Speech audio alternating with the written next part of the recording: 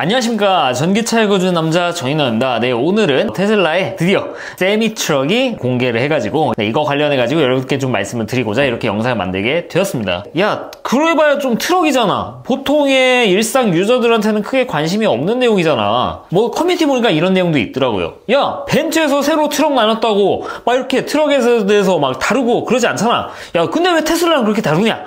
저도 처음에는 그런 생각을 했어요. 근데 제가 옛날부터 이 세마에 대해서 이렇게 막 관심을 갖게 된 이유가 결국에는 이 트럭의 전동화 그리고 자율주행 시스템이 이 물류 산업에 엄청난 큰 역할을 할 거라. 그러니까 이거는 패러다임이 정말 바뀌는 거거든요. 어떻게 보면 모델 3, 모델 Y가 바꾸는 것보다 이 산업적인 면에서 훨씬 더 큰 영향을 끼칠 수 있기 때문에 좀 관심 있게 보고 있었던 건데 드디어 이게 공개가 됐습니다. 네, 어떤 내용들이 이렇게 공개가 됐는지 여러분께 좀 간단하게 말씀을 드리도록 할게요. 뭐 세부적인 영상은 테슬라 공식 유튜브에 일론 머스크의 발표 자료가 있습니다. 그거를 전문을 보시는 거를 전 추천을 드리는데 여러분들 그렇게 볼 시간이 없으니까 유튜브를 찾아보시는 거 아니겠습니까? 그래가지고 핵심만 간단하게 추려가지고 말씀을 드릴게요. 일단은 스펙 먼저 말씀드릴게요. 한번 충전해가지고 500마일까지 갔다. 500마일? 네, 800km입니다. 이 정도 수준이면은 뭐 테슬라 모델 3, 모델 Y, 모델 S, 모델 X 통틀어서 가장 트럭인데 심지어 풀로드예요. 여기 81,000파운드라고 써있습니다. 이 킬로그램으로 환산하면은 무려 36톤. 뒤에다가 트레일러를 36톤 장착하고 나서 한 번 충전으로 정확히는 배터리 93%를 써가지고 800km를 주행을 했다는 것이죠. 그렇다고 이거를 뭐 내리막길에서만 했냐? 네, 절대 그렇지 않고요. 이거는 뭐 속초 TV는 아니고 아마 샌디에고 TV인가요? 프리몬트에서 97%에 시작을 했는데 도착 샌디에고 도착하니까 4% 남았다. 93%를 써가지고 이렇게 500마일을 간 거죠. 800km를 간 건데 고도가 내리막길이냐? 네, 이게 바로 고도입니다. 고도가 뭐 거의 뭐 일정하죠. 일정한데 순간 확 올라가는 구간이 있어요. 배터리가 급속하게 좀 떨어집니다. 이게 배터리 퍼센테이지니까 전비가 굉장히 안 좋아지죠. 이런 거 보면 절대 내리막길에서 구는 게 아니야. 그래서 절대 어디 모 회사 모 수소차처럼 이렇게 내리막길에서 굴린 게 아니다라고 좀 말씀드릴 수 있을 것 같고, 심지어 타임랩스 비디오를 통해서 완벽하게 공개를 하고 있습니다. 뭐 어떤 조작 같은 거를 하지 않았다라는 거를. 이것도 유튜브 영상에 올라와 있으니까 테슬라 공식 사이트 이걸로 좀 보시면 될 것 같고, 아무튼간에 이 어마어마한 트럭이 나오게 됐습니다. 그러면은 제가 아까 말씀을 드렸죠. 이게 어떻게 보면 모델 3, 모델 Y 같은 차량들보다 산업 전반에 영향을 끼치는 게 더 클 거라는 거. 왜 그러냐면은 이거는 제가 옛날에 포터, 봉고 말씀드렸죠. 실질적으로 뭐 택시라든지 봉고나 이런 커머셜한 쪽에서 먼저 전동화가 되어야 실질적으로 탄소 배출량을 낮출 수 있다. 수송 분야에서 이렇게 말씀을 드렸어요. 왜냐면은 우리가 보통 자가용으로 쓸 때 운행하는 시간을 생각해 보면은 정말 길어야 하는 1시간. 근데 트럭이나 택시 어떻습니까? 계속 돌아다니죠. 왜냐면은 그렇게 돌아다니는 것 자체가 일이기 때문에. 이게 우리나라뿐만 아니라 그냥 전 세계적으로 똑같아요. 여기 보면은 미국 전체 차량에 이런 트럭 같은 게 1%를 차지합니다. 근데 배출량의 20%, 특히 파티큘레이트, 이 입자 같은 것들, 실질적으로 우리한테 분진으로 이렇게 다가오는 것들이 무려 36%를 차지하고 있다는 거세요. 그러니까 차는 1% 차지하지만 실질적으로 탄소 배출량이 어마어마하다. 이런 사용차들이. 왜냐? 특히 또 이런 사용차들, 트럭, 봉고 보세요. 다 거의 뭐 디젤이죠. 네, 그래서 이런 차들이 많이 전동화가 진행되어야 이런 수송 분야에서의 탄소 배출량을 획기적으로 낮출 수가 있습니다. 이건 뭐 택시도 마찬가지고요. 그래서 이렇게 왜 세미 트럭이 필요한가 밝히고 있습니다. 이거에 대해서는 뭐 하도 제가 말씀드려가지고 다들 공감을 하실 겁니다. 그래서 이렇게 세미 트럭을 만들어 놨는데 여기 중요한 게 뭐냐? 이런 트럭들은 그 트럭 혼자서는 안 돼요. 자기 자체도 엄청 큰데 이 뒤에다가 트레일러를 실어야 돼요. 그러면은 이 전비가 좋을 수가 있겠습니까? 실질적으로 모델 Y 뒤에다가 구변해가지고 이렇게 뒤에 뭐 트레일러 이렇게 달고 다니신 분들 계시죠? 써보시면 아시겠지만 전비가 정말 상상 초월이에요. 진짜 2배가 나와요. 2배 이상이 나옵니다. 그 정도로 뒤에다 뭐를 실으면은 이 모터의 전비가 드라마틱하게 안 좋아집니다. 일단 충전할 수 있는 인프라 자체가 또 일단 말이 안 되죠. 이렇게 전비가 떨어지면은 배터리를 많이 넣을 수밖에 없는데 그 배터리를 어떻게 충전하는 거지? 이거는 저도 약간 좀 오판이었던 것 같은데 작년에 이런 말씀 드렸어요. 좀 이런 트럭이나 이런 큰 쪽은 아무래도 수소 쪽이 좀 유망하지 않을까. 왜냐면은 수소 연료 같은 경우에는 이 배터리라 충전을 시키는 거예요. 그 배터리로 가는 전기차입니다. 그래서 수소 연료 전지차가 바로 그래서 그런 거예요. 그래서 저는 이런 엄청나게 큰 상용차 같은 경우에는 수소 트럭이 답이라고 생각을 했는데 테슬라가 이거를 말끔히 이런 거 보면은 굳이 수소 트럭이 아니더라도 배터리 전기차로도 가능하다는 것을 이렇게 밝혀주고 있죠. 이게 조작이 아니죠. 이렇게 타임랩스까지 공개를 했는데, 그래서 좀 저도 어떻게 보면 좀 한 대 얻어맞은 듯한 느낌이다. 사실 어느 정도 알고 있었지만 일론 머스크가 이런 거를 가지고 있으니까 그렇게 자신 있게 세마이를 내놨겠지라고 뭐 생각했지만, 이렇게 또 수치적으로 나오니까 저도 좀 와닿는 게 좀 있는 것 같아요. 그래서 이렇게 세마이로 전환을 한 거, 그러니까 트럭이 디젤에서 이렇게 전기차로 전환이 되는 거에 대해서 테슬라가 해냈다라고 이렇게 좀 말씀을 드리고 싶고, 그러면은 배터리를 얼마나 넣고 전비가 어느 정도 나왔길래 이런 게 가능한가 좀 궁금하지 않으세요? 그래서 제가 좀 찾아봤는데, 일단은 첫 번째로 공기자를 보면은 에너지 소비가 1마일 가는데 2kWh 미만으로 이렇게 쓴다고 합니다. 정확한 전비를 아직 공개를 해주고 있지는 않은 것 같아요. 그러니까 뭐 이런 기사들도 나오더라고요. 보면은 세마이 같은 경우 밝혀진 게 일론 머스크가 뭐 1.7kWh, 그러니까 2kWh 미만이라고 했잖아요. 그러니까 1마일 가는데 1.7kWh 정도 된다라고 이렇게 말을 했어요. 이걸 가지고 역산하면 되는데 900kWh 정도의 배터리 팩을 가지고 있다라고 추정을 하고 있죠. 이게 어떤 식으로 계산된 거냐면은 세마이 트럭 같은 경우 아까 여기 1마일 가는데 1.7kWh를 쓴다고 이렇게 대략적으로 표현했죠. 무조건 이 전비가 나온다는 게 아닙니다. 오르막길 내리막길에 따라서 전비는 달라질 수 있고 EPA 인증 결과 그게 나오기 전까지는 확실히 알 수는 없어요. 근데 대략적으로 1.7kWh라는 얘기가 도니까 이걸 가지고 좀 역산해 볼게요. 마일로 돼 있으면 여러분들이 좀 보기 어려우시죠. 그래서 1마일은 1.6km니까 그걸 나눴을 때 1km 가는데 1062Wh 정도를 쓰게 됩니다. 그러니까 1kWh 정도를 쓰는 거예요. 이 정도면 감이 안 오실 것 같은데, 보통 모델 3 롱레인지 지금 리리프레시 차량들 EPA 주행 가능거리 인증 전비를 어느 정도일 때 받았을까? 네, 130Wh/km일 때 그 주행 가능거리 EPA, 여러분들 만충 주행거리 576 뜨시는 거, 이 전비 때문에 그런 겁니다. 그러니까 이거 보면 어떠세요? 대략적으로 우리가 쓰고 있는 모델 3 모델 Y 전비의 7배에서 8배 정도 전비가 안 좋다. 그럴 수밖에 없죠, 당연히. 이 전비 같은 경우는 뒤에다가 트레일러까지 실었고, 일단 세마이 자체도 엄청나게 큰 차니까 전비가 7배, 8배 정도 나와요. 그러면은 여기 배터리를 얼마나 집어넣었을까? 역산해보면 됩니다. 네, 참고로 100% 완충 주행 가는 거리가 한 850km 정도로 예측이 돼요. 프리몬트에서 샌디에고까지 가는 이 환경에서 전비입니다. 네, 공식 전비는 아니에요. 이렇게 갔는데 93%를 써가지고 800km 갔으니까 100% 완충하면 한 850km까지 갈 수 있는 것으로 이렇게 예측이 되죠. 그러면 여기 대략적인 전비를 알 수 있고, 그리고 100% 완충거리를 알 수 있으니까 이 두 개를 곱하면은 분자 분모 사라지니까 네, 용량이 나오죠. 그랬더니 딱 900kWh 정도가 나오게 됩니다. 이 기사에 나오는 900이 바로 여기서 나온 거예요. 누구나 계산하면 이렇게 결과를 얻을 수 있습니다. 심지어 이거는 유저블 배터리 캐피시티의 가능성이 높고, 테슬라 차량들은 뭐 제 영상을 옛날부터 보셨던 분이면 아시겠지만 0%에서도 주행할 수가 있어요. 절대 권하지 않습니다. 절대 하지 마세요. 이 3% 아래로도 마진이 좀 더 있고 상단 마진도 있을 거니까 이 공칭 용량을 생각하면은 한 950kWh에서 1000kWh 정도는 좀 가지고 있지 않을까, 그 정도로 좀 예측을 하고 있습니다. 그러면은 이런 생각이 드실 수도 있어요. 야, 그래, 전비가 굉장히 안 좋으니까 배터리를 그만큼 때려 넣었구만. 야, 이거를 어떻게 충전하냐. 배터리가 이 정도인데, 야, IX50 이런 거 막 파워큐브 물리면은 이거 한나절인데, 특히 야, 모델3 롱레인지 충전하는데도 오래 걸리는데, 야, 이거는 도저히 우리가 손쉽게 볼 수 있는 완속 충전기로는 정말 턱없이 부족한 거 아니냐. 보통의 완속 충전기가 한 7kW 정도 되니까 이 900kW를 완속 충전기 물려서 하기 위해서는 한 120시간? 와, 말도 안 되죠. 근데 그래서 테슬라가 어떤 거를 준비했냐, 바로 메가 차저를 준비를 했죠. 충전 속도를 보면은 1메가와트급 DC 차징입니다. 네, V4인데 속도가 메가와트 단위예요. 그 포르쉐 타이칸이라든지 현대 아이오닉 5 800V 시스템 많이 들어보셨죠? 이 800V 시스템의 장점이 사실 굉장히 많습니다. 그러니까 전압을 높이게 되면은 그만큼 전류를 적게 가져감으로써 발열을 잡을 수 있습니다. 얘네들이 좀 밀고 있었던 게 뭐냐면 바로 350kW급 충전 시스템이에요. 350kW급이 나온 적은 없지만 그래도 뭐 시스템 자체는 시스템이니까. 근데 테슬라 V4는 이제 1메가와트급 그냥 뭐 비교도 안 되는 수준의 이런 충전 시스템을 갑자기 이렇게 내놨다는 게 이게 굉장히 저는 와, 좀 놀라운 일이 아닌가 싶더라고요. 그러니까 뭐 고등학교 시간에 공부하셔 아시잖아요. 결국에는 전력 같은 경우에는 전압 곱하기 전류예요.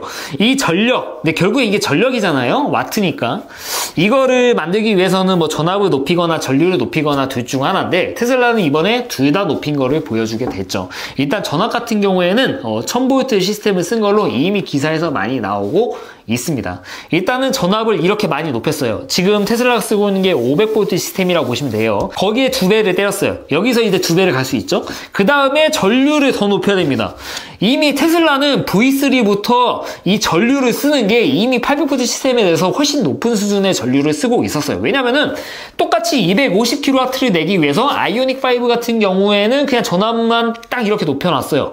근데 테슬라 같은 경우에는 전압이 그대로인데 전류를 그만큼 높여놨죠. 전류를 높일수록 더 불리합니다. 왜냐? 전류의 제곱만큼이 발열이 생기기 때문에 I제곱알 아시죠? 이거 옛날에 뭐 제가 고등학교 막 물리 선생님 아니니까 아무튼 간에 전류 높이는 게 이 발열에 있어서 되게 좀 불리한 면이 없지 않아 있습니다. 게다가 이 두께를 또 높일 수밖에 없어요. 근데 테슬라가 이 발열을 잡기 위해서 어떤 짓을 했느냐?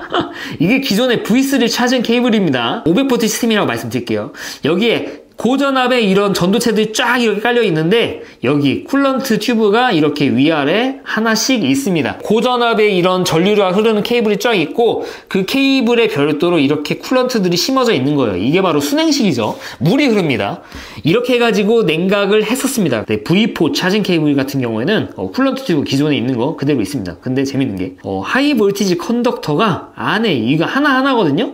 근데 이머지드인 쿨런트 리턴 튜브 이게 웃긴 게 이런 쿨런트 안에 전선이 담겨져 있는 겁니다. 그러니까 이게 내구성이라든지 이렇게 흐르게 하는 기술 이렇게 만드는 것들 이게 조금이라도 어긋나면은 엄청난 이 전류가 흐르는데 좀 무서운 생각이 들면서도 이런 게 다 안정성이 답보가 됐으니까 이렇게 공개를 하지 않았겠습니까? 야 진짜 이런 패킹 기술 같은 게 얼마나 좀 발전했으면 이런 식으로 제가 뭐 공학을 전공한 건 아니라서 이게 얼마나 뭐 공학적으로 뭔가 훌륭한가 이렇게 제대로 말씀을 드리긴 어렵고 제가 좀 과대평가하는 걸 수도 있는데 기존의 자동차가 해오지 않은 짓을 이렇게 하고 있는 거니까 그거는 팩트잖아요. 1MW급 충전기 보신 적 없으시잖아요. 아무튼 이런 시스템이라는 겁니다. 네, 그리고 1MW를 만들기 위한 또 방법 같은 게 사실 이게 배터리 캐패시티에도 좀 영향이 있어요. 전체적인 토탈 캐패시티가 좀 작은 차들보다 큰 차가 대체적으로 충전 속도가 빠르고 또 높은 충전 속도를 유지해주는 경향들이 좀 많이 있습니다. 입력과 출력과 좀 이 충전 이런 게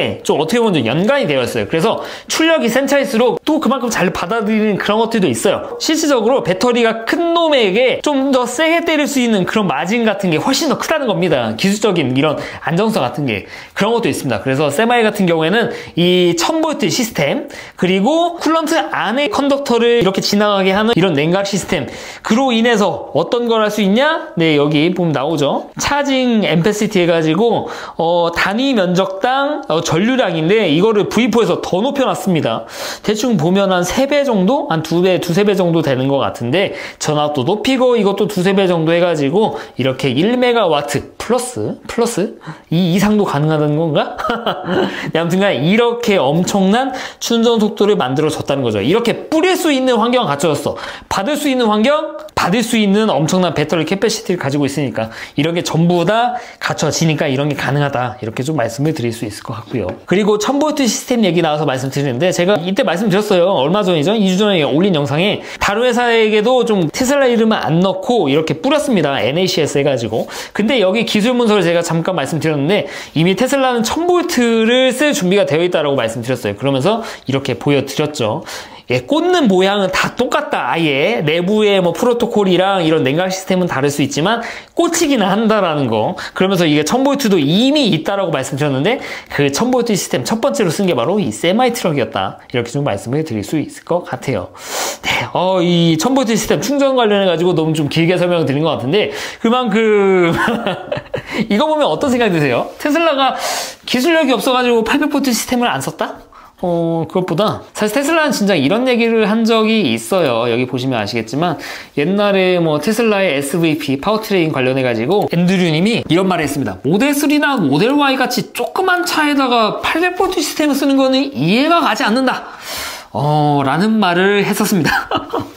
그러니까 이 말로 알 수 있는 거 모델3 모델 Y에 이 1000V 시스템을 적용 못해서 안 한 게 아니라 굳이 쓸 필요가 없었다는 거죠. 일단은 수만큼 깔려있는 슈퍼차저도 이미 400V, 500V에 맞게 설계가 되어 있는 거기도 하고, 게다가 이거 만약에 800V로 바꾸게 되면은 그 하넷을 전부 다 갈아야 됩니다. 그것도 다 문제가 될 수도 있죠. 그로 인해서 이제 원가 같은 것도 상승할 수도 있고.